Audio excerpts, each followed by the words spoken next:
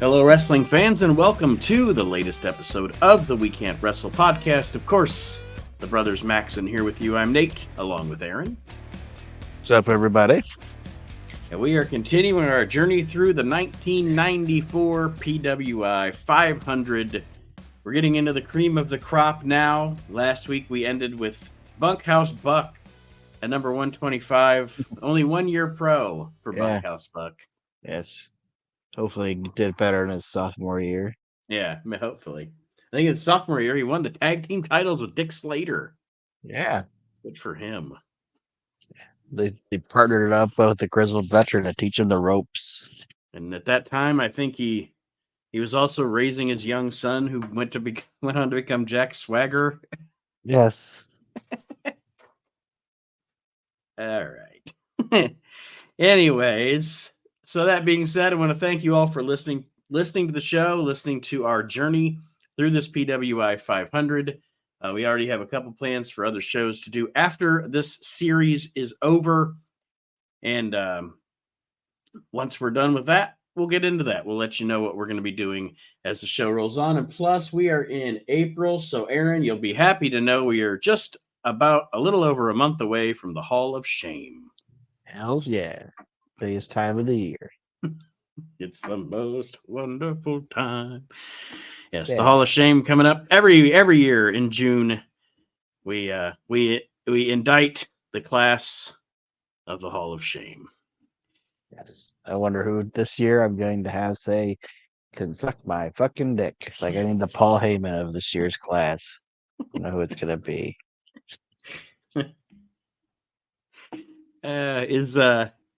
Is Jeff Farmer already in? Huh?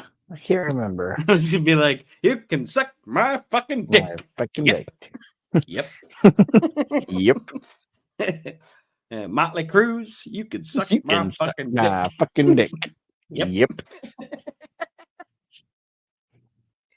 Oh shit. Anyway, here we go. 124 in the 19. Sorry. No, go ahead. Go ahead. Best part of that whole thing is like the promo was great and everything, but the commentator was like, Jeff Farmer, everybody. Yeah. He knew that was a bomb. Yeah, Jeff Farmer. There you go. All right. Well, number 124. Back to 1994, number 124 in the PWI 500 is Gary Albright, 6'4", 350, 6 years pro, excellent amateur career, dominates the UWFI with Nobuhiko Takada and Big Van Vader. Only wrestler to beat Takada in 2.5 years. Has a devastating dragon suplex and many other holds. Gary Albright. From what I saw of him, hard-hitting, strong style guy, and never really did much over here that I know of, but over there he was a big deal. Yeah, didn't they have at one point, wasn't he in was he ever in WWE Developmental? No, you're thinking of his kid. Oh, okay. Yeah, he was. Gary Albright died in, oh man, I forget what year he died. Yeah, I can look it up here real quick. He passed away in the year 2000 at age 36 of a heart attack. Jesus. Yeah, his kid was that. I actually liked his kid, Gunnar Scott. I think that was his name. Oh yeah. Okay. Brent Albright. Mm-hmm. He was one of those guys that got signed. He got signed in that time, like Johnny Laurinaitis was like hiring just people, and I'm pretty sure, obviously, Johnny Ace was friends with Gary Albright, so it was like, I'll hire his kid, you know. But it never amounted to much. He was like in that same class as like Palmer Cannon and just as guys. There are a lot of guys from that era that just came and went. Yeah, it's kind of crazy, like the amount of people that, like, you know, that era created some huge stars like Cena and Batista and stuff, but a lot of the super undercard guys just came and went, flash in the pan. You never hear about them ever. Nope. Number 123, Bob Orton, 6'1", 245, 21 years pro, one-time bodyguard for Roddy Piper, has had a distinct career in his own right, originator and master of the top rope superplex. Ace still competes on the independent cards. Oh, for a And minute, I thought you were gonna say it was his dad because you didn't say Junior. I'm like Bob Orton. Good Lord, Jesus Christ. Jesus Christ. Bob Orton was one of those guys in this period, if we're talking about like the early 90s or early to mid 90s. He was one of those guys that wasn't like, I think he did a little deal in WCW in like 92, but for most of the 90s, Bob Orton was one of those guys that would always show up in whenever somebody was trying to do a promotion to compete against WWF and WCW. Yeah, well, he was because he was He still was he was still at he was part of that cast, like him and Valentine and Tito and Morocco. Morocco. Like they were still they had been out of the sport or had been out of the big leagues or whatever, but not long enough to not be a name value, and they still looked somewhat like what they looked like when they were popular. So yeah, I mean, it's just that I mean you gotta make money. You know what I mean? Yep. And if these money marks are gonna give it to you, take it. Absolutely. Hey, they call it the wrestling business for a reason. Yeah. And that's like Nash always says, he's dumb at 1099. I'm not in the WWF business. I'm not in the WCW business. I'm in the Kevin Nash business. Yep. Except now that his buddies are in there, he's like, I'm in the WWE. I'm in the WWF business. Number 122 is Kendo the Samurai, 6', 222.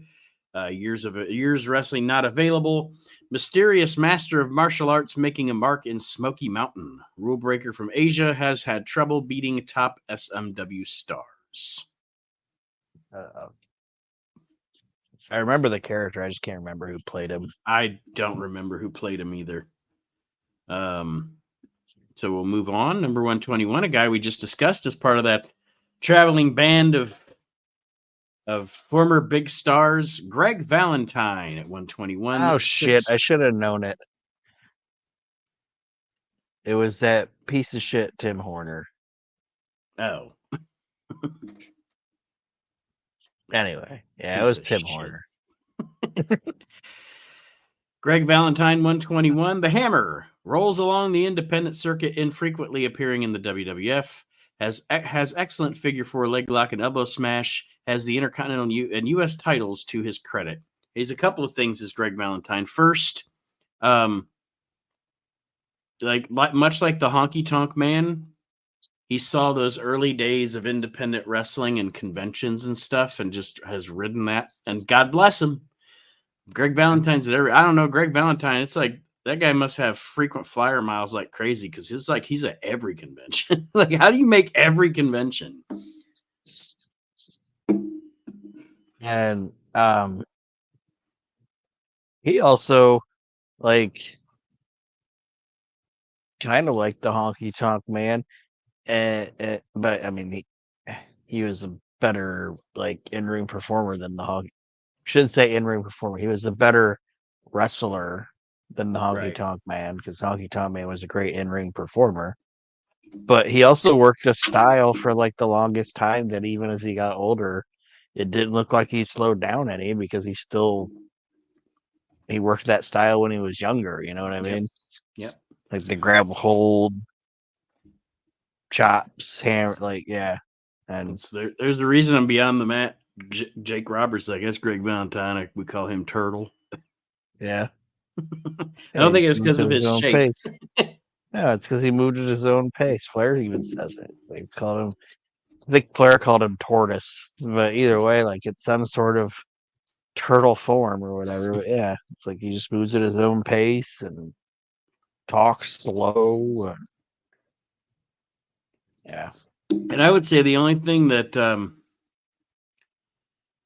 there weren't a lot of flaws in Valentine's game. Actually, the funny thing about it is it's crazy because for like the WWF, for Mid-Atlantic Wrestling, for any other territory during the territory era, his promo was fine. He was a great territory promo, but when it came to the big time WWF glitz and glamour, he did need Jimmy Hart to be that promo for him, because I don't know, and do you see, does what I'm saying make sense? Like, he wasn't a bad promo, but he was like a territory promo. Yeah, it makes sense. And he wasn't like a cartoonish type character. So I mean, his speech pattern didn't lend itself to the WWF style or whatever. Yeah. Number 120 is Jimmy Snuka, 6'2", 250, 25 years pro. Time hasn't slowed the Superfly. Retains a devastating flying body press off the top turnbuckle. Regularly competes in independents. Won the ECW title late last year. Fans sometimes ignore his non-aerial skills. Yeah, at this time, Snuka's just doing the indies, and he did ECW, and I think he sometime in 94 or late 93, he comes back to the WWF for a cup of coffee because he's in the Intercontinental title battle royal and blah, blah, blah. But this time he's pretty much just working the indies, having Metal Maniac carry his bags around. Yeah. And, I mean, scumbag human being, but you can't deny that he was a talent and was over like Rover wherever he went. So, yeah. 119 is Jun Akiyama, 5'11", 225, 2 years pro, already among All Japan's best and getting better. Was an alternate freestyle wrestler on the 1992 Olympic team. Adjusted the pro game quite quickly. Trained by Kenta Kobashi, well conditioned. And he goes on to have a pretty successful career in Japan. But again, we don't talk a lot about the Japanese guys because I don't really watch Japanese wrestling that closely. So I would never, ever presume to be any sort of an expert on the Japanese wrestling scene. Yeah, I don't know anything about him. Number 118 is Akira Tao, 6'5", 265, 6 years pro, former sumo wrestler. Now excelling in All Japan, comprises a superb tag team with Toshiaki Kawada, magnificent choke slam, good foot to face movement. Is this the guy good at kicking people in their fucking head? Is this the guy that wrestled? Is this the same guy that wrestled as Katao at WrestleMania 7? No. Okay. No, that guy didn't make it to 94. No. He tried to tussle with Tenta, and that was the end of it for him. Oh, that was that guy? Katao was the guy that tried to tussle with Tenta, and Tenta kind of not today, bitch, and then got on the mic. I mean, I've seen that video and stuff. I guess I didn't know that was Katao. Yeah, and then he got on the mic and said wrestling was a work or whatever. Yeah, that was that guy. That's why he's at WrestleMania 7 because they brought him and Tenryu over as the exchange thing. It was okay, we'll work with you, but we want 2 of our guys on WrestleMania so we can have we can show WrestleMania on Japanese TV. You know what I mean?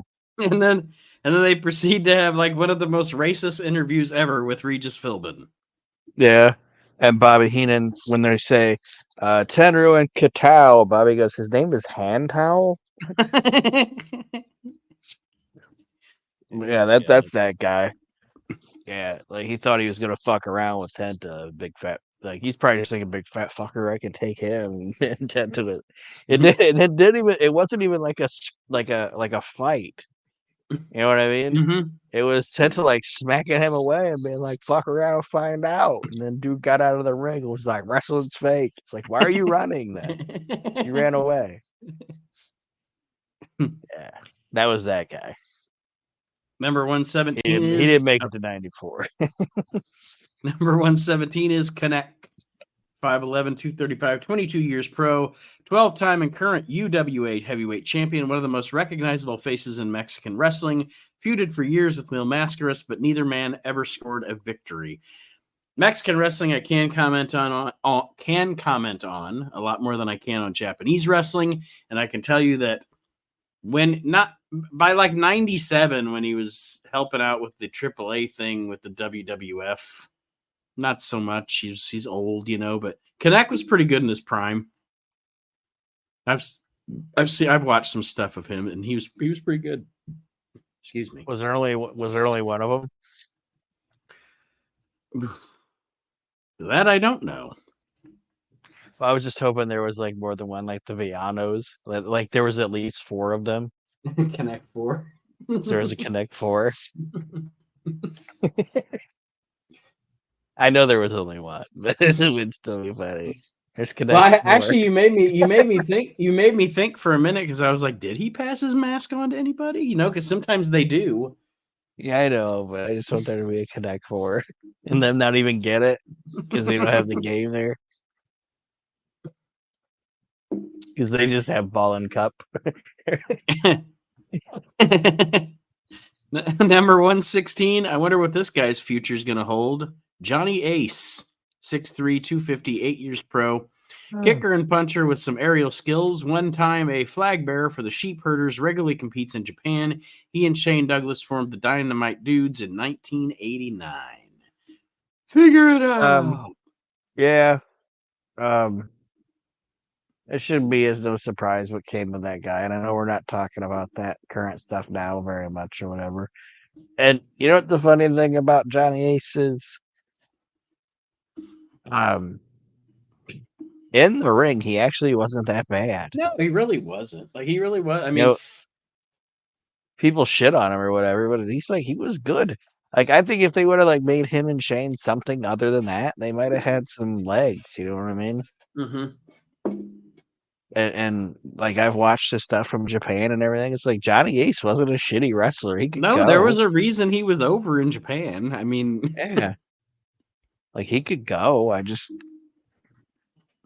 think the Dynamic Dudes thing hurt him here, and he got over there and said, "Fuck it, I'm making my money." And then after the WCW got bought out by the WWF, he attached himself as tightly as he could to Vince McMahon's ass because he knew that was going to keep him employed for a long time. And Stephanie liked him because he wasn't Jim Ross or Paul Heyman, and yeah. So as a locker room guy, he's everything I've read, he's a stoogey asshole scumbag, but wrestling wise, in the ring, on the camera, he wasn't bad. Not saying he was Ric Flair or anything, but let's see here.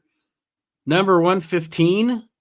This guy apparently wrestled. Okay, this number 115 that I'm about to say apparently wrestled for WCW because I actually have a WCW trading card of this guy. And I looked at it one day and I was like, I don't even remember this human being existing. But he apparently wrestled for WCW. His name's Frank Anderson. 6'2", 245, 3-time former Greco-Roman world champion and 1984 Olympic bronze medalist for native Sweden, appears to have adapted superbly to the pro style. Powerful with crisp execution of moves, untested. I don't ever remember this. I don't remember this dude working for WCW, but shit you not, I literally have a WCW trading card of him, and all it says on the back is the same thing this says. Wrestled for Sweden in 1984 Olympic Games, or this rookie or whatever, blah, blah, blah. So he was there. He was there long enough for them to give him a trading card, but I don't even remember seeing him on TV. Yeah, he was just I think he was one of those guys that they hired and they thought they were going to do something with, and went through the power plant, and because WCW had that weird time where they were like trying to like go to Germany, mm-hmm.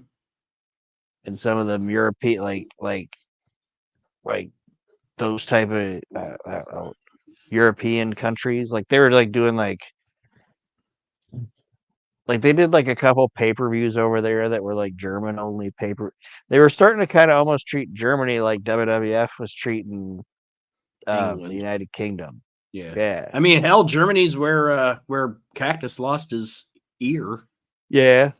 But like, and they even like they tried for that market for like ever, like even up until like 97, 98. There's like an entire pay-per-view, and I watched it once. It was just all in German, and it was just a German pay-per-view of WCW. Like, you had German commentators and German announcer, and so I think he's probably in that You know, it was the type of worst. situation. You know, it was the worst thing they ever tried to do. And it was the early days of the internet. Those audio only pay-per-views. Yes, the audio only. What the fuck? Like, I don't People know. probably bought them. To me, you can translate like baseball to radio, you know, Yeah. but wrestling just to me doesn't sound like it translates to radio at all. Nope. Although I would like to, now I'm intrigued to go on YouTube and see if anybody has any of those that I could check out, because I don't think I've ever seen one. Number 100. Seen them. Number 114. All right. Yes, Ray Charles' favorite pay-per-view. Number 114 is Butch Reed, 6'2", 265, 16 years pro, feuded with Rod Price in Global. Once Ron Simmons' partner, they won the WCW World Tag Belts as Doom.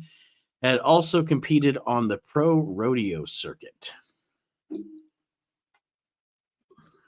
All right. I like Butch Reed. I like Butch Reed too. I like Ron Simmons more, but that's just because that's Ron fucking Simmons. You know what I mean? But yeah, I think Butch was awesome, and I just think he got in his own way too much in his career. But that is what it is. He did, and he I guess that's kind of what I was going to say while I was reading the bio of him. You know, like all these other guys during, like these guys that were stars in the late 80s, early 90s, a lot of them are still going to be a part of one of the big promotions during the Monday Night War, you know, and getting to cash in on some of that popularity. And Butch is not, you know, he's not a part of the Monday Night Wars. He just, I don't know, like you said, he sounds like he got in his own way a lot. Yeah, you could only walk out on company so many times, or not show up so many times before they're just like, no. You know what I mean? Like, we're not bringing that guy in. Right. I think he was older than what, I don't know how old he was when he died, but I always think he was older than what people thought he was too. Like Virgil? Yeah, or like a guy that you didn't realize how long he had actually been in the business. You know what I mean? Yeah. Yeah, because he started in like 77 or 78, I think. Kind of like a Bad News Brown or an Axe. Mm-hmm. You know what I mean? It's like, oh man, by the time that guy got there, he had already been doing it since like the fucking 70s, you know?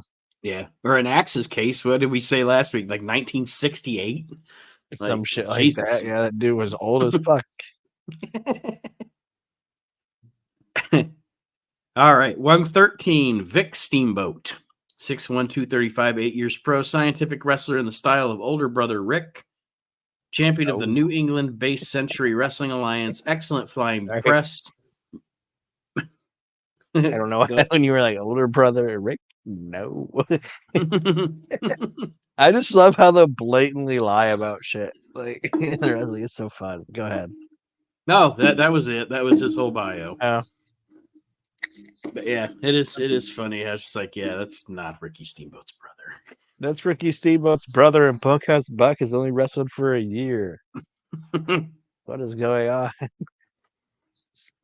But no, I mean, I don't know anything about Vic Steamboat other than, like, you know, the match. Yes, the legendary Tony Atlas match. Other than that, I don't know anything about the guy. I don't know what his real name was. I don't know if what he did before, what he did after. I have no fucking idea. All right. Number 112, Al Snow, 6'1", 237, 12 years pro, has revived the fabulous Kangaroos with Denny Cass, but the Melbourne native's claim to fame is a victory over Sabu. High Flyer has competed in many federations, including WCW and the WWF. I was going to say a very young Al Snow, but he's not very young. He's been wrestling 12 years at this point. Yeah, it took Al a minute to get to where he got, and I've got no problem with Al Snow. I mean, I think he's all. I thought he's awesome. I still think he's awesome, and like he doesn't work anymore, and he's in the best shape of his fucking life. I got no problem with Al Snow. I absolutely agree. I think that he, what do I want to say? He is a guy that absolutely positively served his purpose and did. He was never going to get to that next level just because he just wasn't. But for the level he was at, he was one of the best at it. If any of that makes sense, it sounded like I was rambling to me, but I think what I said makes sense. He's never going to be your world champion, but he's going to be top of your mid card, and he can do whatever you need him to do. Mm-hmm. He's not bell to bell as good as this guy, but I'd consider him like in the same level as like a William Regal. Yeah. Like I'm a huge William Regal fan, but I've never said, man, William Regal should have been the world heavyweight champion. You know what I mean? Mm-hmm. Not that I would have been mad that it happened, but I was never just like, oh man, it has to. That guy should have been world. Yeah, that guy should have been world champ. You know, it's not like a Scott Hall where I'm like Scott Hall. It's bullshit that he was never a world champion. You know what I mean? Yeah. But that's how I look. And I know he was in the AWA, but Kurt Hennig, you know, how was Kurt Hennig never the world champion? And I know he was the AWA, but goddamn it, I'm just saying. Yeah. So I'm just saying, like that's how I look at Al. Number 111 is Negro Casas, 5'7", 180, 15 years pro. Some call this Mexico City native a technical equal of Bret Hart or Ric Flair. Has held numerous middleweight or welterweight titles. No weaknesses in his style. Very personable. Another guy that I can say anything that I've gone back and watched from him was very good. I could actually see the comparison to Bret Hart. Very, very sound technical wrestler. Negro Casas. Every time I hear in Mexican wrestling with the Negro thing, I think have you ever seen that scene with Fred Sanford and Lamont at the Mexican restaurant? Beans and disease to you too. No, it's a different one. They're drinking like the Mexican drink. It's like and it's like I don't know. It's funny. I don't. If I have seen it, I don't remember it because the Mexican guy's like, "Hello, Negro," and he's like, "What do you call him?" You know, it's just anyway. You gotta watch it. It's funny. Number 110 is Doug Furnace, 5'11", 243, 8 years pro, Oklahoman and former champion weightlifter. Has won multiple tag team titles with Dan Kroffat. Among the strongest wrestlers anywhere. Competes in Japan, also in Mexico. This is a guy, this Doug Furnace dude, is a guy that I will always say there are guys that just aren't great singles wrestlers, but translate fantastic into being a tag team wrestler, like Stevie Ray. Like Stevie Ray, for example. Yeah, I'm not a huge Doug Furnace fan singles. He's also a guy that should have shaved his head. Like it's like he's this big monstrous guy and he's got like a perm. It's like, what's going on? Why do you have a big perm? And it's what's up, big perm?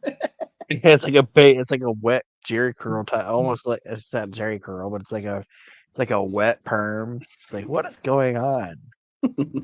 You're not intimidating with a big perm and your big porn mustache. Ted Arcidi kind of did the same thing. Like, shave Yeah. your head. But no, Doug, and he was also better after he wasn't so fucking big. You know what I Yeah. mean? Like, I didn't when they brought him into like WCW, I didn't like him there. Wasn't a big fan of him in Smoky Mountain. And he brought his shitty little brother with him. But when he got with Crawford or LaFon, whatever you want to call him, then he was great. Like, I Hmm. enjoyed those guys. But Doug Furnace by himself, I don't have time. I don't want to shit on the guy because he's dead or whatever. But I just didn't really have time for No, it. and I like I said, I wasn't even shitting on him. You're not shitting on him. He was better as a tag team. I mean, I really like Jim Neidhart, but Jim Neidhart was best when he was in a tag team with Bret Hart. You know what I mean? Yeah. Sometimes you're a star. It's just like the movies. Sometimes you're a blockbuster main list star. Sometimes you're better as part of an ensemble. Yeah. Number 109 is Scott Putski, 6 foot 235, 8 years pro, muscular global contender, and former North American champion. Reminds some of the Ultimate Warrior. Out of Father Ivan's shadow. Former Texas Christian University football star, also a personal trainer. I have to say, back in the day, It's a turd. see, but here's what's funny is now I look back on it with not with my kid eyes, and I agree with you. But back in the day, like early teen me watching him in Global, and then when he came into the WWF for that cup of coffee with Brian Christopher and stuff, teenage me thought Scott Putski was the shit and was going to be a star. I had no fuck all about the business. That guy's a Uh, fucking turd. A wet turd. Just a wet turd on the carpet. Nobody wants it. Ah, my favorite thing that ever shouldn't say my favorite thing that ever happened to him, but it's so funny when because he wrestles that in your house or whatever, and the match before Marlena hit Pillman with the brick, and then the next match, Putski busts his knee up, and they're like trying to take care of him, and Lawler's like, try using this, and it's the brick. yeah. That's just that guy sucked. Then he went to WCW and was like wearing like the poofy Seinfeld shirt. Like, what is now? What is this now? It's like, Wait, what is this now? What is with this guy? yeah. Why is he wearing that big hat and the poofy shirt? Yeah, this guy, he sucked. I like this dad. I don't like Scott. Number 108, another guy you don't like, Brutus Beefcake. Oh 6'4", my god. 273, 11 years pro. Capped solo comeback by beating Nails for the WWWA title in Atlantic City in April. Completely recovered from the 1990 parasailing accident, longtime pal of Hulk Hogan appeared on Thunder in Paradise. So when they went to press with this, he had not appeared, I don't think, with Hogan in WCW, because by the end of 1994, he's going to be the biggest bomb of a main event of Starrcade ever. Who decided that the Butcher versus Hulk Hogan should main event Starrcade? And WCW's first shit the bed situation where they unveiled the masked man as being Brutus Beefcake. Went over like a lead balloon. It went over like a Brutus Beefcake match.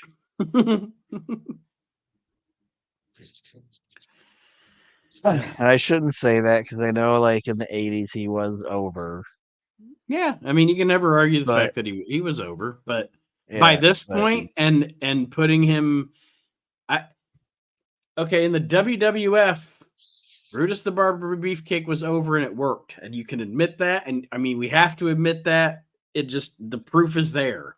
WCW, he never worked, never worked. nope, The nope. WCW crowd barely wanted to accept Hulk Hogan. You know, Yeah. like 6 months into Hulk Hogan's run, they were starting already to boo him. Like the fucking luster wore off, and it's like, oh, now you're gonna bring this fucking tool bag, Yeah. try to put him in the main event. Now you're gonna bring your jerk off friend with you. I mean, just think about this, folks. WCW went from one Starrcade to another. They went from some of the best storytelling and one of the best matches in the history of that company, Flair versus Vader at Starrcade 93, to Hogan versus Beefcake at Starrcade 94. Just horrible. Like Mr. T's wearing like that big hat. It looks like it's like a giant elf, a giant black elf, some belf. It's Right. just all bad. And like they thought, oh, Mr. T. He hasn't been he has been Care- relevant since 87. Yeah, nobody cares about Mr. T. God. Like they care about him now, or they cared about him for a little bit, like during COVID. Like he was selling like I don't know what the hell was he selling? Well, he did the he did the he did fucking some kind of oh go ahead. he did the retro thing. A lot of people do that. You know, you're big for a time. The 15 minutes of fame people. You're a big, huge, hot thing for like a year and a half, 2 years, and then you fall off a cliff. Excuse me, but then like 20 or 30 years later, all the people that watched you when they were kids, you can I know, capitalize now. and I'm saying that like I think he sold like an energy drink and then some honey or something for a little bit during like the COVID times, which is cool, good for him, make you money. But in like '94, it was still too close to like 86, 87. Yep. We're like, we Yep. don't want you around. It's just stupid. Number That whole time of WCW is just stupid. Yep, from the minute that Hogan beats Flair in the retirement cage match at Halloween Havoc until the NWO starts. WCW is rough. Bad. Even the beginning of Nitro. It's the same fucking thing over and over and over again with the Luger thing and the fucking yeah. I The don't know. Dungeon of Doom's gonna run out, and then Luger and Hogan are gonna get into it, and Sting's gonna be like, "You guys need to get along." It's like, what is going on? Well, it's not what is going on. I know exactly what's going on because it's happening every week. Yeah. I don't need a recap. You're gonna do it again at the end of this show. Yeah. And then it's just Bischoff and Mongo like jacking each other off while Bobby has to sit in the middle. Yeah, it's just Mongo going, you don't want to watch them other guys, baby. Yeah, the big old doofuses over there. They're playing with kids. Whoa, man. They fired those guys. Yeah, that's what I was to say. There's a Nitro that Luger is like, okay, it's one of those Nitros. Like, I don't fucking know. Pick a Nitro for that from that era. But it's Hogan, Luger, Savage, and Sting in the ring. What do you think? I'm tired of playing with kids. Yeah, and I was like, whoa. All right, Dan Schneider.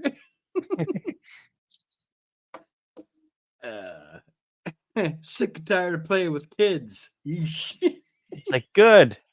We're all happy about that. We're all kind of sick of it too. Yeah, we're kind of sick of you doing it there, Putty. 107 is Tasmaniac. 5'11", 221, 7 years pro.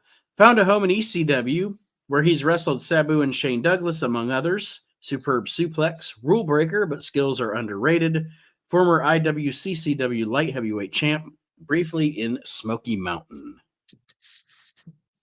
It's gonna be a little bit longer before they have Taz shed the furry boots and the wild man gimmick or whatever. But he was always good. I like Taz a lot. Um, I I don't mind Taz. I'm more of a fan of him, like post in ring career. But Mm-hmm. um, I'm not ever gonna say that he was bad or anything like that. I liked when he was an asshole for a little bit in ECW there, and then um, I wasn't a big fan of babyface asshole Taz. I was more of a fan of like when he was like with Alfonso and Mm-hmm. shit like that. But then I think his character just got kind of repetitive. Yeah, and I won't argue that. I won't argue that. And like you said, I am definitely like a huge fan of post wrestling Taz. Like I compare Taz, it to like, oh, sorry, go ahead. I was just gonna say Taz and Michael Cole is a heavily underrated commentary team. Yeah, and I know this guy was active in the booth and everything when we were kids watching and everything. But I'd say like I compare Taz a lot to Jesse Ventura. Mm-hmm. We're in the ring, he was all right, good talent. Like, you know, Taz is a much better worker than Jesse Ventura was. But he was a great talker. But after you got him out of the ring, I think his second career was much better than his first career, in my Oh opinion. yeah, no doubt, no doubt. All right, number 106 is let me get this name right. Nobuhiko Takada, currently the UWFI champion, incredibly fast with powerful kicks, beat Big Van Vader before 46,000 in Tokyo, has lost just once in 2.5 years, but wrestles only monthly. Another guy, I couldn't pick him out of a pack, probably. I have no idea. Number 105, Ivan Koloff, 5'11, 249, 33 years pro, often appears on independent cards in Midwest and Virginia. Veteran will always be known for beating WWF champ Bruno Sammartino in 1971, ending a reign that had lasted since 1963. Ivan Koloff is a Interesting. guy. Ivan Koloff is the epitome of gave back. Yeah. And like he should be. I know he wasn't as um successful as him, but he's the guy that should be spoken the same breath as Terry Funk. Mm-hmm. Just unselfish, and I've made my money, I've done my thing, and I need to make sure that you can do the same, you know? Yeah. And criminally still not in the WWE Hall of Fame. Hopefully Hunter will change that. I never understood that one. Like of all the people, and we even talked last week about those stupid like inducting 9 guys at once or something, that they did for a while. They're the Legends thing or whatever it was. And he never even got into one of those. I just don't get it. And I, Yeah, I just I don't don't think fucking he ever get it. I don't think he ever got into any of them lawsuits or anything. Not that I know Like of.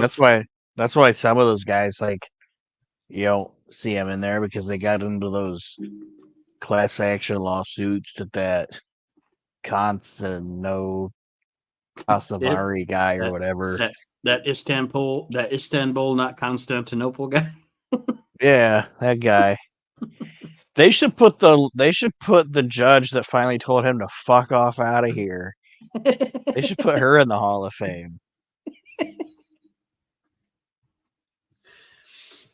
Like she was like, "Stop it!" Like, Yeah, that's enough. yeah, you've tried this too much. But yeah, they should put her in the Hall of Fame. But yeah, Ivan, just like I said, just to me the epitome of giving back. He did, and I'm not. Anybody that listens to the show knows that I'm one of those people that I'm just not a big fan of Nikita. I'm just not. But Ivan made Nikita. Um, Ivan Ivan put people over when people needed put over later in his career. He was the epitome of giving back. That's all I can say. Just class act. And it was really good in the ring. I'm never gonna say that I'm like a '70s wrestling aficionado or even like, a guy that goes back and watches a lot of 1970s stuff. But like that match with him and Pedro, there's a match with him and Pedro Morales, and I'm like, this is fucking awesome. These dudes are like ripping it up, man. And yeah, I like him and can't say enough good things about him. I agree. And number 104 is Mike Samples, 6'2", 252, 3 years pro, current championship wrestling from America champ. Successful on the independent scene, excellent build, calculating mind, gathering experience. Wrestled in the USWA under manager Burt Prentice, has also refereed on occasion. The USWA stuff is the only Mike Samples I've ever seen, and I don't really recall him being all that great. He wasn't. Number 103 is Robert Gibson, 5'11", 225, 17 years pro, has bounced back from reconstructive knee surgery. Rock and Roll Express star, has had a solid solo career, the bane of Jim Cornette's existence. Yeah, this was I think when he went back, and I don't know if Ricky had already come back by this point to smoke him out in a team with him. I think he was still just Rock and Roll Robert. Mm-hmm. Or you said Robert, right? Mm-hmm. Yeah. I think he was still just Rock and Roll Robert and was like by himself because they ended up bringing Ricky in and playing off the fact that they had mended their fences and shit like that from that stupid WCW feud where they broke them up. Yep, it's one of those teams that nobody ever should. I'm not saying they never should have made them into single stars. You always have to try that, but it's one of those teams that they never should have made them actually break up. Like, Yeah. Ricky never should have turned heel on Robert, even if Ricky was a heel. Just let Robert do his own thing and move on. And it was kind of like, and they did it later, and it was fine because he had been gone. But it would have been like Jim Neidhart attacking Bret Hart. Mm-hmm. It's like, nobody wants to see that. and I know we're not talking about those guys, but this whole thing is supposed to be just to talk about random shit, right? That's what. Did you realize that those guys never had a televised one-on-one match during that entire time that feud happened? There was Yes, never I just do. a Bret Hart versus Jim Neidhart match. Yep, there was not. You're absolutely right. I saw fan cam of one like house show match between them. Mm-hmm. But there was never a Bret Hart versus Jim Neidhart match. Nope. Yeah, they did do on the house show run that they did after SummerSlam 94. You're right. On the house show run, they did Bret and Anvil for a minute. But yeah, they never had a televised singles match against one another. I think there might have been like Bret and Davey versus Owen and Neidhart on Action Zone or some shit like that. But yeah, you're right. They never had a singles match on TV against each other. And you know what I think it was? I think it was, and WCW was dumb because they even tried it, but I was like, I think this is like Flair and Arn. Like, nobody wants to watch these guys wrestle each other. Right. Like, nobody wants to see that. They were too believable as being best friends because guess what? They were best friends. Yeah. Much like we were just talking about Ricky and Robert. Yeah. Yeah. It's like, nobody's going to believe this. Anyway, go ahead. Next thing. Who's the next person? Number 102 is Tommy Dreamer, 6'3", 245, 5 years pro, former IWCCW TV champion, now in ECW. Drew the ire of Jimmy Snuka by saying Superfly was his boyhood idol, leading to several intense matches. Finishing move is sleeper hold called Dreamland, and I think this is still the suspender wearing Tommy Dreamer. Definitely. This is definitely suspender Tommy Dreamer, but he's starting to get a little bit of a quote unquote rougher edge because of his dealings with NECA. But yeah, Yeah, his shit doesn't I really don't- pop off until the Sandman thing with the cane. yeah, but yeah, just he is what he is. And he's another one of So, those guys. He's another one of those guys where you say, man, even if I don't dig him, he was fucking over with that ECW yeah, crowd. Once he got over, he was fucking over. yeah, he was their little hometown boy. So he God is what bless he him. is. Number 101. Hindsight 2020. I've said it a couple of times on recent shows because I'm starting to realize it. The best luchador to ever wrestle in the United States now. Maybe the best luchador of all time. Rey Mysterio Jr., 5'3", 140, 3 years pro, dynamic Mexican light heavyweight, who's actually from San Diego. Small, incredibly innovative aerialist, only 20 years old, hugely popular in Southern California, has won Mexican lightweight and welterweight titles, extremely studious. So say what you're saying. I just had how old he was. I was like, what was he? Year like 17? Yeah, he was 20 at this point, but he was wrestling at like 15. Well, over down there in Mexico, they're like, 13, put him in the ring. Let's see what he does. What's a labor law? Yeah. But no, I But mean that dude, I contest that he's the greatest lucha of all time at this point. and he's just there. There's not a lot of wrestlers that you can say there's nobody like that guy. Mm-hmm. You know what I mean? For as great as Hulk Hogan was, there's like 10 guys that were like Hulk Hogan. You Right. know, and Hulk Hogan was like superstar Billy Graham. You know what I mean? But I don't. I can't say and I know there's mask guys out there or whatever, but it's like, yeah, you're not Rey Mysterio. There's nobody Right. like this fucking guy. And he And there's also nobody that's gonna have. There's none of these guys that are gonna have the career that he had either. Like we went to that house show and we were talking about it. He's what like he's how I don't know fucking know how old he is now. Is he 50? Well, if this he's is 20 here, there's 20 and 94, so yeah, he's 50. and he's still doing it. You know what I mean? Mm-hmm. Is it more in a tag team type realm? Yeah, but he's still fucking doing it. There's nobody that's gonna be able to say that. And he's still doing it good. Like Mil Yes. Mascaras went for fucking ever, and I'll give you whatever you guys say is great back in the day, sure.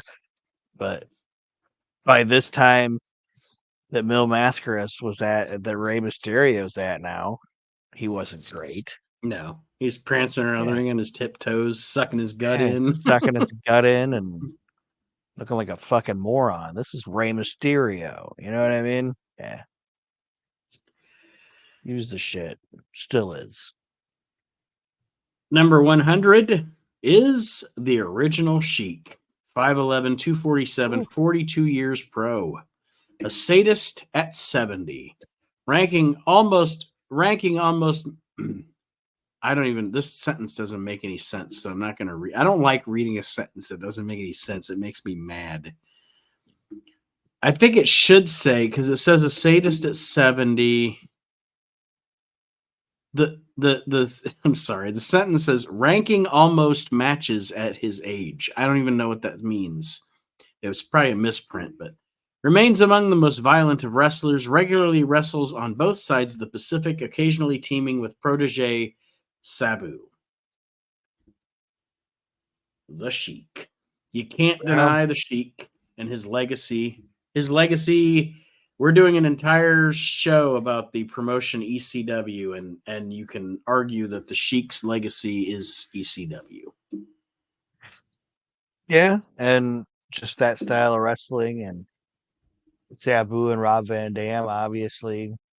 Um, I mean, the two guys here that I'm looking at, the picture that they have of the Sheik here is a bloody Sheik versus a bloody Terry Funk. And you know what I mean? When you talk about the origins yep. of hardcore wrestling, there it is right there. Yeah. Like I say, you can't deny what he did for the business and what he meant to the business, and um, also respecting of protecting it. You know what I mean? Mm-hmm.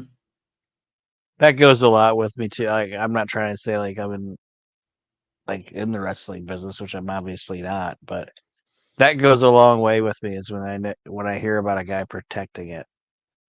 Yeah. Well, and that's to go to that, and I don't mind plugging it at all because I talk about it whenever I can because it's one of my favorite books ever. But in Brian Solomon's book about the Sheik, just to say somebody protecting the business, there are to this day. Brian Solomon did one of the most in depth, best researched wrestling books of all time on the Sheik. I mean, that day I put in the fucking work.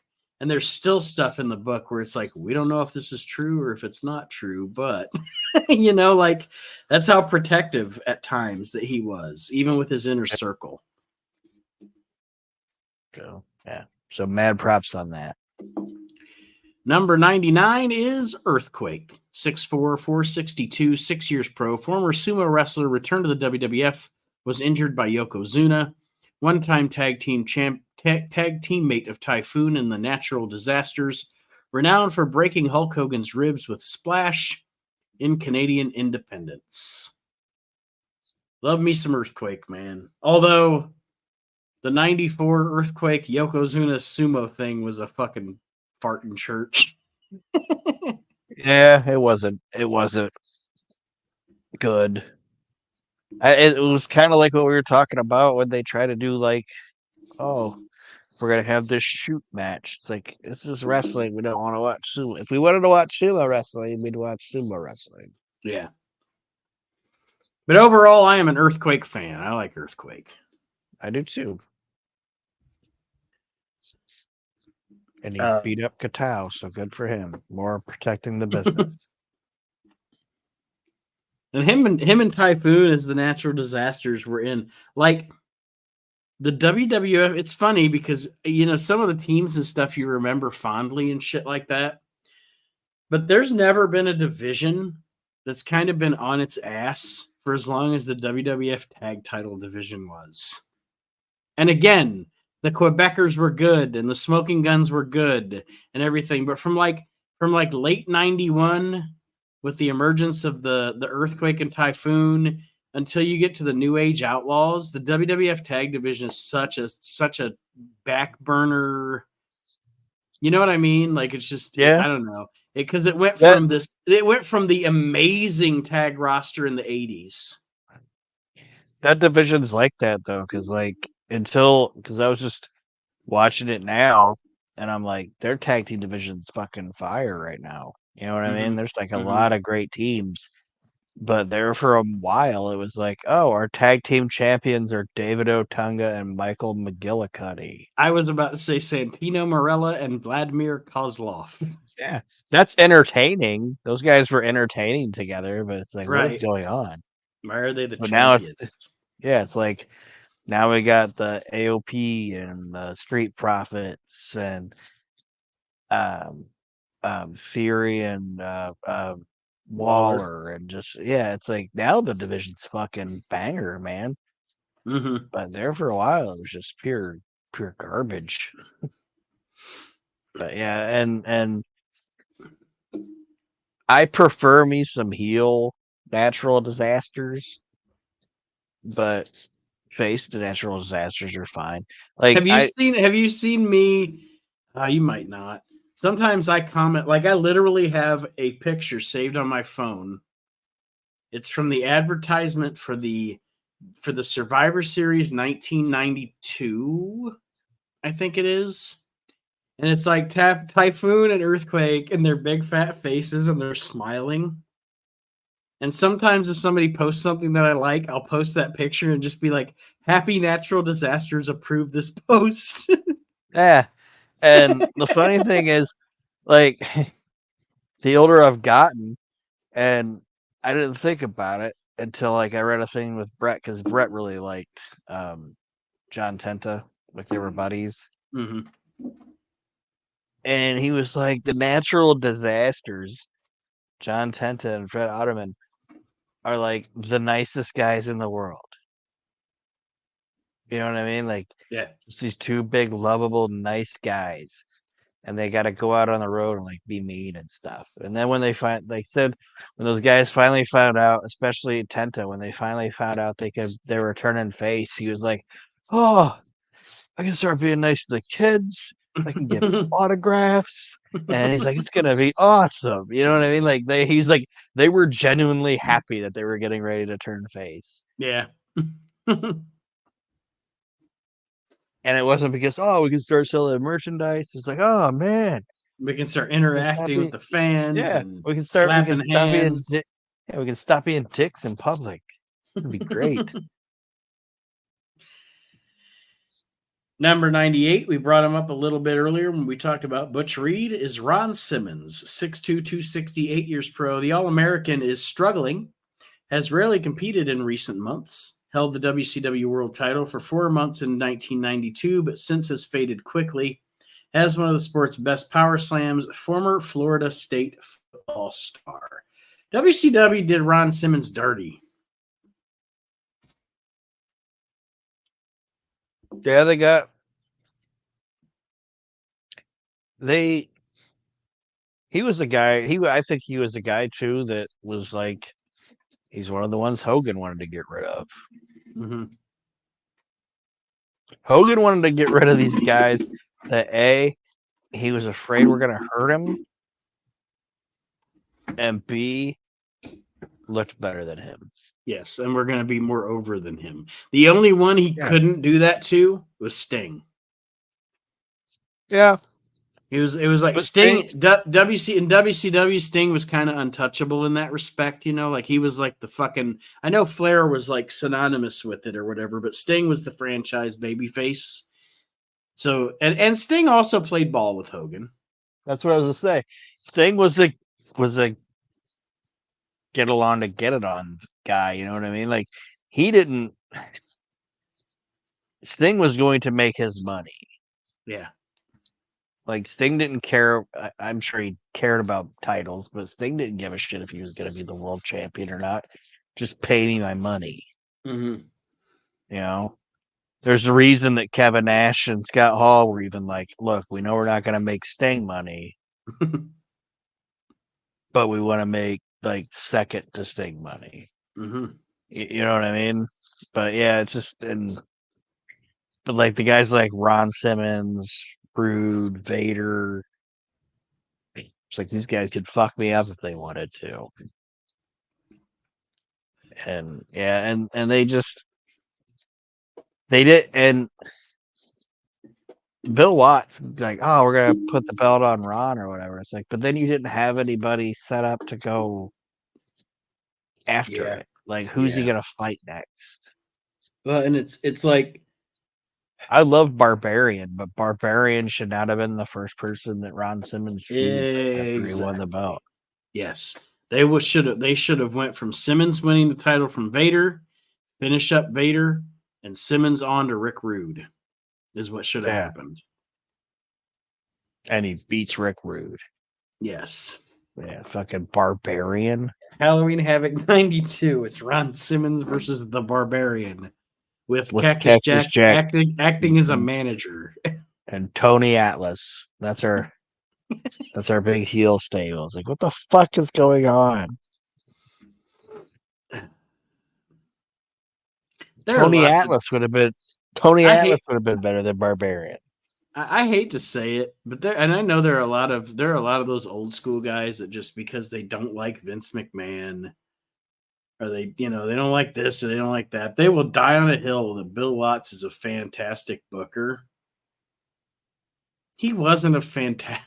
He was fine. I'm not saying that some Mid-South shit wasn't cool as fuck and everything, but they act like fucking Bill Watts never fucked up.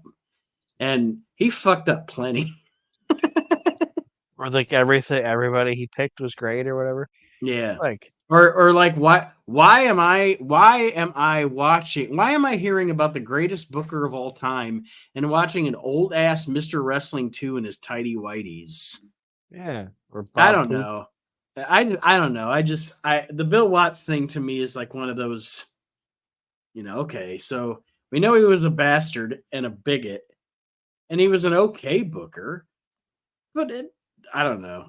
Whatever. It is what it is. People like what they like, and I'm not going to Yeah, shit on. But we're gonna I just think that Bill Watts gets put on a pedestal as a booker that is kind of fabricated. and stumble out here with like Bob Roop. It's like what? What is Bob Roop? That dude sucked. We're gonna eliminate moves off the top rope. Ooh, that'll make for some exciting fucking television. Yeah, we're gonna take away the top rope, but this light heavyweight division is gonna be off the chart. Flying Brian off the second rope. That's exciting. Grounded Brian. Yeah. Yeah, there's a sacred cow. There's a sacred cow I just slaughtered. Bill Watts is a booker. It's just dumb. But anyway, back to this 500. 97, Hiroshi Hase. Yeah, it's like we don't need guys jumping off the top rope. It's like, yeah, because you have Bob Roop and fucking what was that guy dressed up like a military guy or whatever with his lunchbox and his little hammer. You know what I'm talking about? Oh yeah, fuck. I can't remember. I mean, I know Dick Murdoch did that, but you're talking about somebody different. Yeah, he came out. Here come the judge or whatever. Who's that guy's name? But anyway, it's like, yeah, nobody wants to see those guys come off the top rope. They can't. Yeah, because they can't. But now you got Brian Pillman, you got Brad Armstrong, you got Bobby Eaton, you got like the names just keep on going. But yeah, anyway, go ahead. Who's the next person? 97 is Hiroshi Hase, 5'11", 225, 9 years pro. New Japan star famed for his suplex. Has extensive North American experience in Calgary, Continental, and WCW. Won the IWGP tag titles with Kensuke Sasaki and the Great Muta.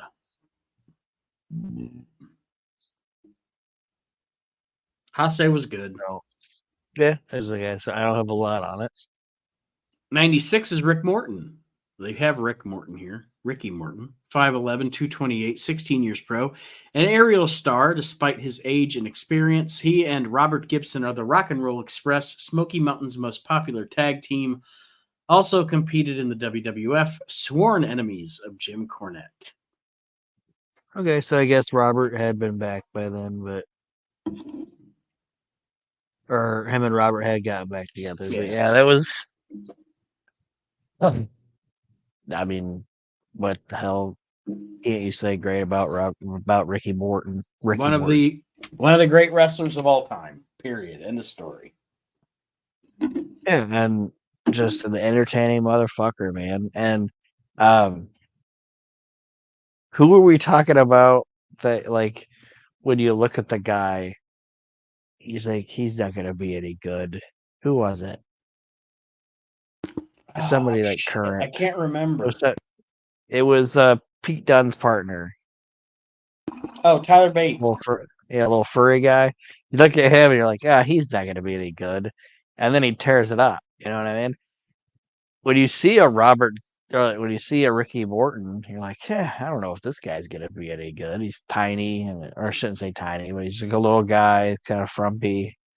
You know, he's got his little spiky mullet. This isn't gonna be any good. And you're like, holy shit! Holy fuck! This guy's fucking amazing. And there is nobody. And then you see him now, and you're like, there's no way. He's like 72 years old. He's not gonna do any good. You're like, holy shit!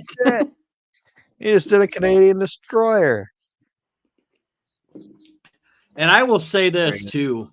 I will die on a hill that Ricky Steamboat great at it. Shawn Michaels great at it. some other guys super great at it. Ricky Steamboat and Shawn Michaels come to mind first. There ain't nobody that could take a fucking beating in pro wrestling like Ricky Morton. Yeah, make you sympathetic to it. I still to this till the day I die, unless somebody comes along in the modern era that changes my mind, I say Ricky Morton's the best salesman of all time. Yeah, I mean, I'd say he's up there. I mean, I'd say one or two. Yeah, I mean, I'm trying to think of somebody who I'd put above him. Like I said, Steamboat, Shawn Michaels are great. Hogan. Hogan, and for a guy in a mask, Rey Mysterio. Yeah. But to me, Ricky's the best at it. He has And he has one of my favorite lines ever yelled at a wrestling show too. When those fans weren't into his match, and he's like, "Them last two matches must have fucking sucked." He yells it like loud. Number Yeah, nine. Oh, oh, sorry. yeah, sorry. No, I was just I say was just number. gonna say. I was gonna say what we already said was he's fucking amazing, and he's not 72; he's 67. I aged him a little more, but That's all right. Number 95 is Ray Gonzalez, 6'2", 234 years pro, still only in his early 20s. This Caribbean aerialist continues to improve, has won the WWC tag titles with Ricky Santana, has beaten the likes of Eddie Gilbert. I'm going to move on unless you... I just remember reading his name a lot in the magazines and Same. thought I think they thought he was going to get over here and do something that never happened. 94, El Hijo de Santo. The Son of Santo, known throughout Mexico as the Legend in the Silver Mask, currently holds the AAA tag title with Octagon, High Flyer inside and outside the ring. El Hijo de Santo, fantastic fucking luchador. All right. Number 93, a guy that I actually liked in his early incarnation much more than I liked in his later incarnation. 93 is Marcus Alexander Bagwell, 6'1", 240, 4 years pro, briefly held the WCW World Tag Team title with Too Cold Scorpio. They split. He now has the Patriot as a new partner. Muscular competitor, excels in tag teams, solo skills improving. I am a Marcus Alexander Bagwell fan and not a Buff Bagwell fan. I was just gonna say after Patriot, like after Stars and Stripes, is when I was just like, dang, I don't care about this guy. See, I don't even mind the American males. I hate their music, but as a team, I actually liked him and Scott Riggs too. Yeah, I like Scott Riggs, but that team didn't do it for me. I thought they looked stupid with their little sneaker boots and tight. It's like whatever. This fucking sucks. This is the wrong time to be doing this. They're the dynamic dudes. They're the dynamic dudes of 1996. Like you're trying to do something that was a lame gimmick 3 years earlier. You know what I mean? Mm-hmm. No, I see what you're saying too, but yeah, for me, my I guess I don't know, lack of interest in Marcus starts when he starts up the Buff Bagwell deal. I'm just not a fan after that point. He started believing his own hype. Yeah. Like But Tony Schiavone. Tony Schiavone tells. No, I was just gonna say them early days with him and Too Cold were a fucking awesome tag team. Yeah. And I don't think Mark was ever a bad wrestler. No. You know what I mean? I just think he's got it into his own head of what he thought he was and thought he was more than what he was. Like Schiavone said on I love Tony Schiavone. I think he's funny. But I don't like him his commentating anymore, but just the guy himself is funny, you know? Mm-hmm. But there was like a Nitro or Thunder or whatever, and him and Scott Steiner were coming out, and Tony was like, "Here's Scott Steiner with his flunky Buff Bagwell," and then he said Buff Bagwell was on like an airplane and saw Tony Schiavone. He was like, hey, Shavoni or whatever. It's like, why you call me a flunky on TV? Shavoni's like, because you're a flunky on TV. It's like, I called you what you are. You're a flunky. It's like, that's funny. Number 92 is another guy that I will say I'm not a fan of as a singles wrestler, but I liked him in tag teams because he was in a couple of tag teams I really enjoyed. Number 92 is Paul Roma, 5'11, 235, 8 years pro. Teams with Paul Orndorff in rule breaking, pretty wonderful WCW World Tag Champs. Former WWF tag team competitor. Also in last year's revived Four Horsemen. Has professional boxing experience. I like Roma and Hercules, and I like Roma and Orndorff.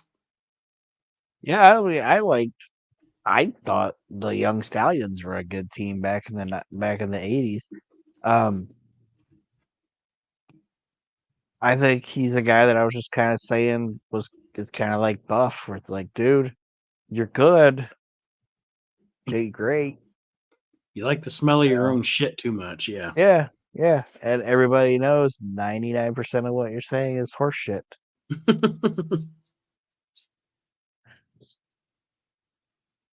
Power and glory. And They're going to be sour and gory. Sorry, I just yeah, had to go and back is to the overall. one of the greatest lines ever on a WWE DVD. Here's a new member of the Four Horsemen, Paul Roma, the jab guy from the WWF. Hunter, fucking Hunter, Yeah, man. You the know what's jab funny guy. about? I don't know. That's just there is no two people on the planet that can bury somebody like Hunter. I was even gonna. I'd put Nash in that group. Yeah, National Hall. Too. Okay, the Click. Nobody can bury a motherfucker like the Click. Yeah, yeah, but yeah, it's just like the craziest part though about um. I get what you're saying because Sean and Hunter were blatant about it. Like Nash and Hall would be like kind of like, Yeah, undercover Barry, like Scott's gonna oversell for you, right. and shit like that. But Sean and Hunter was just like kick a guy in the face and be like, "Who was that?" Yeah. And you know it's also funny too though. Not only could they bury somebody the best, but they could also if they liked somebody, they could lift them up. Like Oh yeah. the Click. Imagine if Shawn Michaels didn't like Sid Vicious. I was just about to say, imagine if the Click did not like Sid.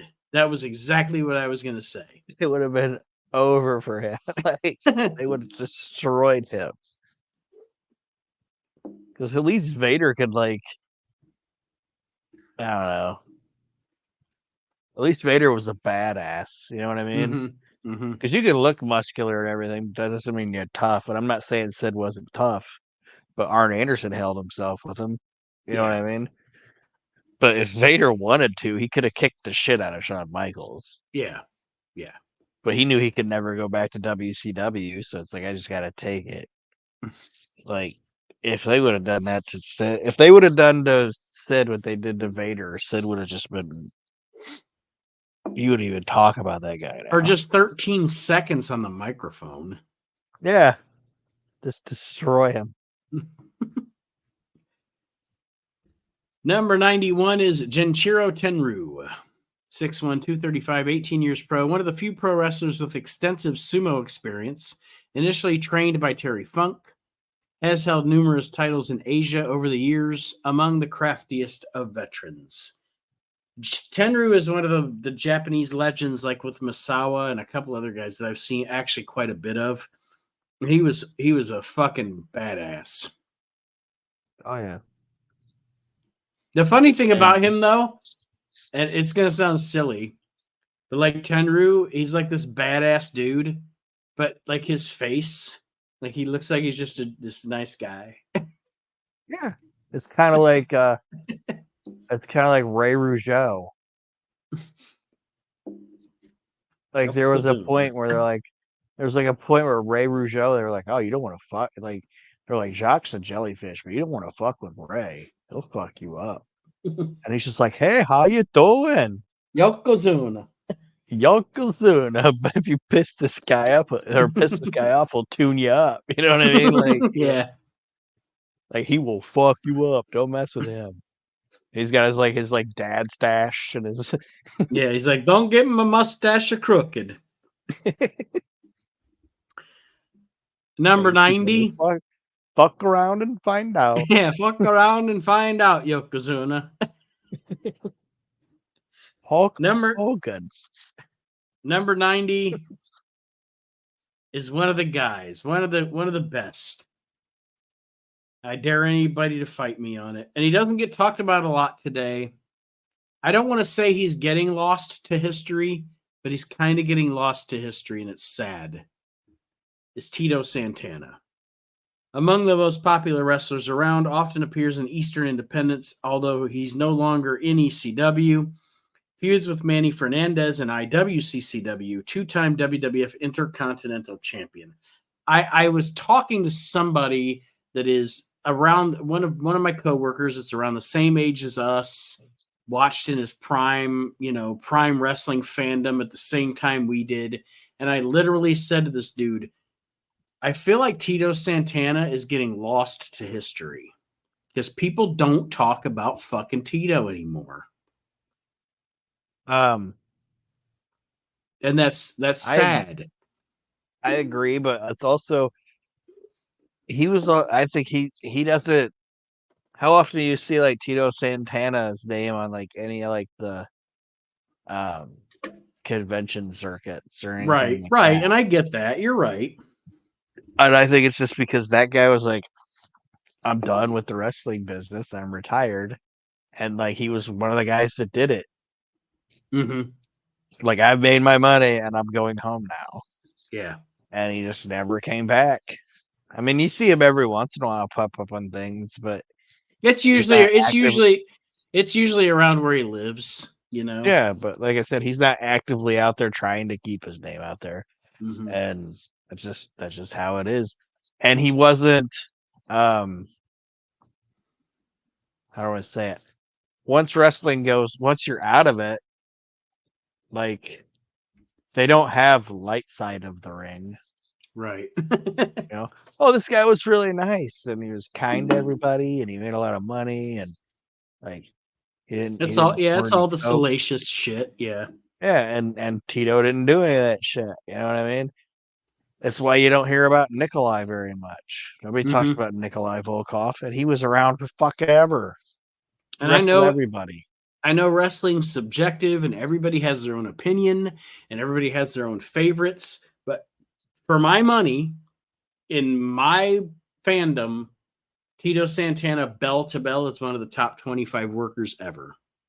Yeah. And I agree. And if they made a Tito Santana documentary, I would watch it. Yeah. If they made a Nikolai Volkov documentary, I'd be like, I'm going to watch this. They're going to go back all the way to like when he was like Bippo and all this shit. I'm going to watch this. But there's not going to be very many other people that are. There's no market for the nice guys of professional wrestling. Yeah, it's not a thing. and that's part of the reason why I don't think you hear about guys like Tito very much. Yeah, and I mean the only reason there was a dark side of the ring about Owen Hart is because he died.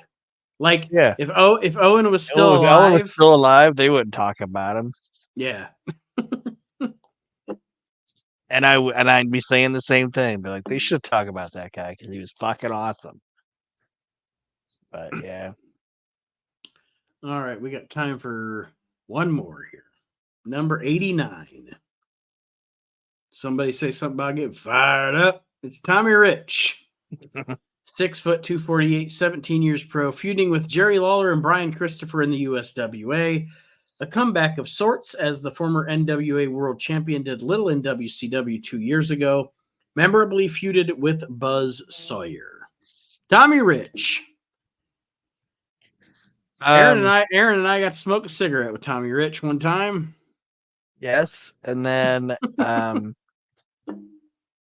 he signed my WCW trading card, and then he said, "I'll sign something else for you for $10." I said, "I gotta go talk to Honky Tonk Man first."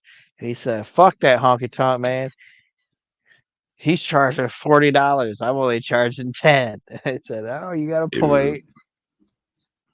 Like I know he was probably just ribbing, like he doesn't really hate the Honky Tonk Man, but Yeah. it was just funny. But um, I'm not gonna say that he was horrible in the ring. I'm not gonna say he was great in the ring. I think Tommy Rich was a moderate worker, you know. Mm-hmm. But personality wise, That's what I fuck was about to man. say. Personality bomb. A person, not a bomb in a Oh yeah, bad way. Not a bomb in a bad way, folks. A good way. Personality bomb. Tommy Rich is an entertaining motherfucker. goddamn he is. And I think And he's also I'm sorry. He's also one of those uh, guys that has no absolutely no delusions about anything. He's like, this is who the fuck I am. Like yeah, I'm not playing a fucking character. I'm not trying to blow smoke up your ass. yeah, he's great, and he's a great character, and um, I can't say anything really bad about him at all. All right. So that's going to put a wrap on this week's edition of the We Can't Wrestle podcast. Number 89, we left off with Tommy Rich. Next week, we will get to number 88 and on from there. I want to remind everybody, if you have not yet, if you are listening to this show and you're not a part of our Facebook group, the WNR Podcast Network on Facebook, join it today. You can also join the WNR Podcast Network on YouTube. I'm actually working on getting with the YouTube page. To be perfectly honest, it's just reliving the extreme episodes. I'm working on some getting some select We Can't Wrestle podcast episodes up there too, because I do the reliving the extreme ones weekly just so they're on there. With We Can't Wrestle, I'm going to do select ones because I don't want to do everyone because there's too fucking many to go back and do it. But anyway, beside the point. And also, a couple of things coming up that we have. Of course, I mentioned the Hall of Shame just a little bit ago as we started the show. And also, we're going to do what I think we're going to call Wrestle Mania, where we're Okay. all going to book the worst wrestling card we could possibly book, and then we'll vote on who has the worst one. I think that'll be fun. Are we gonna vote on it, or are we gonna like do it and then let the fans vote? No, we'll just, as you know, between us, whoever Okay. participates, we'll just say, "Dude, you had the worst fucking card."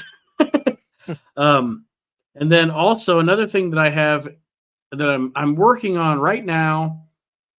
I'm probably going to do this. This will be a 2-person thing. You can't have multiple people do this. So maybe it'll just be you and me, and we'll work it out because I'm still working out the rules and stuff, and I have to actually pick a year. I want to play draft.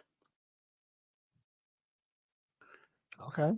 Like I want to pick a year, like say 1995. Because here's kind of what I'm thinking, and I'm not going to ramble because but here's kind of what I'm thinking. Like say Aaron says, let's do 95. Okay, we're gonna do 95, and I'm gonna take from WWF and WCW in 1995, and I'm gonna take 60 wrestlers. Or again, I'm still working on the details, but say 60 wrestlers or 60 singles wrestlers and 10 tag teams or something. And then we're both going to pick 25. And we'll do it Okay. like a draft. Like if you think you're going to draft Bret Hart first and I draft him first, well, fuck, I just lost Bret Hart. And then after the draft, then you book your first card with your roster that you built. I think that'd be fun. Yeah. Bad with that. But anyway, just some throwing out some spitballs for episodes here for the show coming up. But we're still in this 1994 PWI 500. Again, we will start off next week with number 88. Little spoiler or hint. Worst fucking King of the Ring ever. That being said, Aaron, any parting words for our listeners this week? Nope, just thanks for listening, and I appreciate it. And tell your friends. Tell your friends. Tell your mama. Tell your mistress about the We Can't Wrestle podcast, and we'll see you next week, everybody. Number 88 is Mabel, by the way.